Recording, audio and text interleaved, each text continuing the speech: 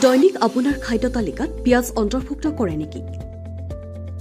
দৈনিক পিঁয়াজ খোৱাটো স্বাস্থ্যৰ পক্ষে উপকাৰী নে? কোনবোৰ লোক পিঁয়াজ খোৱাৰ পৰা বিৰত থাকিব লাগে? পিঁয়াজ কাটিলে যদিও চকুৰ পৰা চকু পানী ওলায়, ইয়াৰ উপকাৰিতা কিন্তু অতি চমকপ্ৰদ।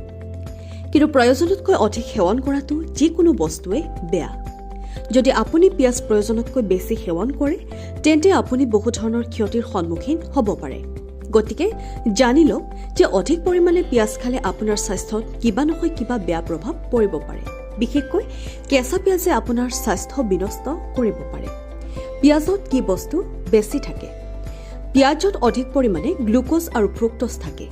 ইয়াৰ বাহিৰেও ইয়াত আহৰ পৰিমাণো অধিক থাকে, যিবোৰ কিছুমান মানুহে ভালদৰে হজম কৰিবলৈ সক্ষম নহয়। এনে অৱস্থাত এচিডিটিৰ সমস্যা হ'ব পাৰে। ব্লাড ছুগাৰ ৰোগীয়ে চিকিৎসকৰ পৰামৰ্শ লোৱা উচিত। কেঁচা পিঁয়াজ ব্লাড ছুগাৰৰ বাবেও উপকাৰী নহয়, যিহেতু সকলোৱে জানে যে ডায়েবেটিছ ৰোগীয়ে যিকোনো বস্তু অতি সাৱধানে গ্ৰহণ কৰিব লাগে। এনে অৱস্থাত কেঁচা পিঁয়াজ খোৱাৰ আগতেও চিকিৎসকৰ পৰামৰ্শ লওক, নহ'লে সমস্যা হ'ব পাৰে। বুকুত জ্বলা-পোৰা কৰিব পাৰে। যদি আপুনিও কেঁচা পিঁয়াজ বেছি পৰিমাণে খায়, তেন্তে সাৱধান হওক, কাৰণ ই আপোনাৰ সমস্যা বৃদ্ধি কৰিব পাৰে। ইয়াৰ উপৰিও বুকুত জ্বলা-পোৰা সমস্যাও হ'ব পাৰে। কেঁচা পিঁয়াজ বেছি পৰিমাণে খোৱাৰ পৰা বিৰত থাকক। মুখৰ পৰা গোন্ধ ওলায়।